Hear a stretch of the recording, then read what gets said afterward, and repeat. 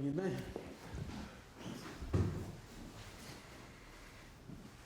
Merci. C'est toi. Merci. Alors, c'est toujours un énorme plaisir d'accueillir mon ami Emmanuel à Ottawa. Mais tout au long de l'année, on a tellement d'opportunités de se rencontrer, de parler d'enjeux importants. Évidemment, la France et le Canada partagent une belle langue commune, il y a une histoire partagée, des valeurs partagées sur lesquelles on continue de travailler non seulement au niveau entre nous, mais pour partager avec le monde et pour avoir un impact positif dans ces moments de grands défis. Au niveau de l'économie, on est en train de s'aligner sur la croissance propre, sur les minéraux critiques, sur de grands enjeux qui vont assurer un avenir prospère pour nos citoyens et plus de commerce et d'investissement entre nos deux pays. On a aussi signé des déclarations sur les océans et sur la transition climatique, l'importance de protéger et d'assurer l'avenir de nos océans. On a signé des ententes sur la défense et la sécurité. Il y a énormément que la France et le Canada peuvent faire ensemble et peuvent continuer de faire ensemble au niveau de la défense de la démocratie, de défense de nos alliés et d'être très présents dans un monde de plus en plus incertain. Et finalement, on a signé une déclaration qui continue notre travail qu'on a commencé ensemble d'ailleurs en 2018 sur l'intelligence artificielle. Lors de notre G7 à Charlevoix, Emmanuel et moi, on a vu déjà à quel point ça prenait de la coordination internationale sur l'intelligence artificielle et ça a donné l'initiative du Partenariat mondial sur l'intelligence artificielle, qui est un partenariat qui est au centre de toutes les conversations que nous sommes tous en train d'avoir à travers le monde sur l'avenir numérique et de l'intelligence artificielle. Alors, énormément de travail à faire entre nous. Au niveau international, on a eu de longues conversations hier soir sur la situation extrêmement difficile au Liban. Le Liban, c'est un pays où la France et le Canada ont de liens profonds. On est en train d'appeler pour un cessez-le-feu immédiat. On se doit de protéger les civils, les familles libanaises. On a besoin de voir une désescalation par Israël et Hezbollah tout de suite. On a aussi parlé Haïti, on a parlé francophonie.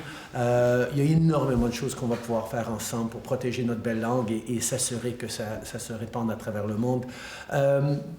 De bonnes conversations, mais ça va continuer d'ailleurs la semaine prochaine à Paris pour le sommet de la francophonie. Mais pour l'instant, je suis juste vraiment content de t'avoir ici. J'ai hâte de te ramener chez moi à Montréal, où on va parler intelligence artificielle et se rassembler avec la communauté à Montréal. Alors, beaucoup de choses à faire, une bonne discussion ce matin à avoir. What a real pleasure. It always is.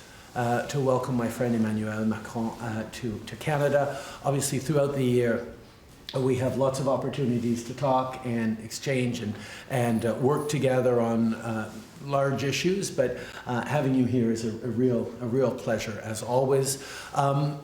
Canada and France share, obviously, a deep commitment to the French language, to our values, to a shared history that is more relevant than ever before in a shifting world. The work that we're doing together on economic growth to create opportunities for our citizens, to deepen our bilateral and trade investments, to work together on big issues that will grow opportunities for our citizens at a time where there's a lot of uncertainty about where the world is going. We're moving forward in concrete ways. We're also stepping up with a declaration on protecting our oceans. We know how important that is. We're deepening our partnerships on security and defense, understanding that we both have roles to play together in a more precarious and uncertain world. But we're also deepening our partnership on artificial intelligence.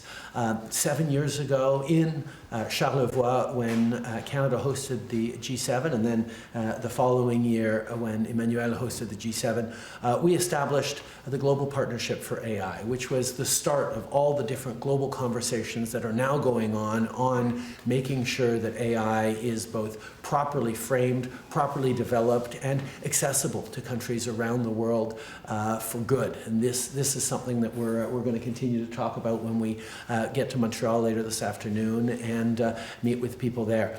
Obviously, we're also deeply preoccupied, and we had conversations last night, and we'll have more this morning about the situation around the world.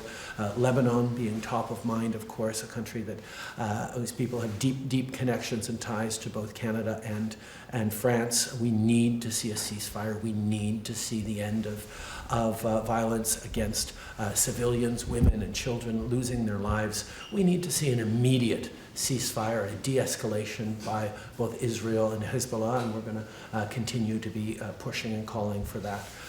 We also are going to lean in on the situation in Haiti, where Canada has been active over the past number of months, and France has been there as a partner. We need to continue to step up. Lots to do, lots to talk about. Looking forward to bring Emmanuel back to Montreal this afternoon, this evening, and very much looking forward to the Francophonie meeting in about a week and a half in Paris, where we get to continue to defend our beautiful French language. Alors, merci Emmanuel d'être ici.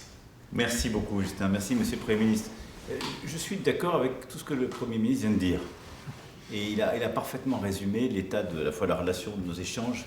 Et c'est pour moi vraiment un bonheur d'être à nouveau ici, de pouvoir vous retrouver, toi évidemment, toutes les équipes et l'ensemble des Canadiens. Dans ce temps trouble, nous avons un agenda qui est extrêmement aligné. Le Premier ministre l'a dit, nous croyons dans l'économie ouverte. Nous croyons dans la décarbonation de nos économies et justement ce progrès climatique et social. Nous sommes engagés pour nos valeurs démocratiques et cet agenda, je sais combien le Canada le portera dans sa présidence du G7 l'année prochaine, et c'est aussi les choses dont nous allons parler en nous coordonnant. Nous coordonner sur le soutien à l'Ukraine, et je veux vraiment vous remercier pour le remarquable soutien que le Canada apporte depuis le premier jour pour aider l'Ukraine à résister et à recouvrer son intégrité territoriale. Le soutien à la paix dans le Proche-Orient, nous l'avons évoqué hier et le Premier ministre est revenu.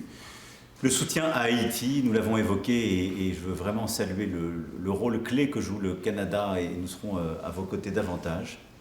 Et puis également, évidemment, notre volonté ensemble de poursuivre les grandes questions internationales, celles du climat, des océans, et merci pour votre contribution importante au sommet des Nations Unies pour les océans que nous aurons à accueillir en juin 2025.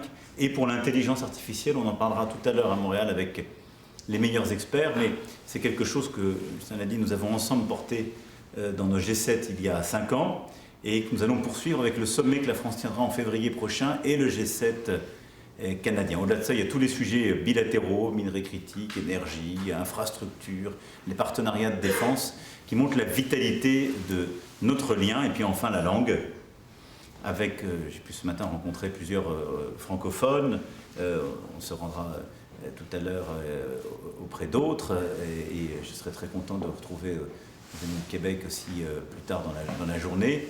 Et puis nous serons ensemble au sommet de la francophonie la semaine prochaine, qui est très important. Et je veux vraiment saluer le soin que vous mettez à accompagner le français, à préserver, à porter ce bilinguisme si fondamental, mais aussi à aider les jeunes à étudier le français, à le poursuivre, et aux étudiants de part et d'autre de l'océan à pouvoir circuler. Et cette langue en partage, c'est, je crois, une vraie force. Elle est culturelle et créative, elle est aussi économique. Voilà, je ne serai pas plus long, tout le reste a été admirablement dit par le Premier ministre. Et je te remercie à nouveau, Justin, pour le temps, l'accueil, l'hospitalité et surtout la vision partagée. Toujours. Merci. Merci beaucoup tout le monde. Thank you everyone.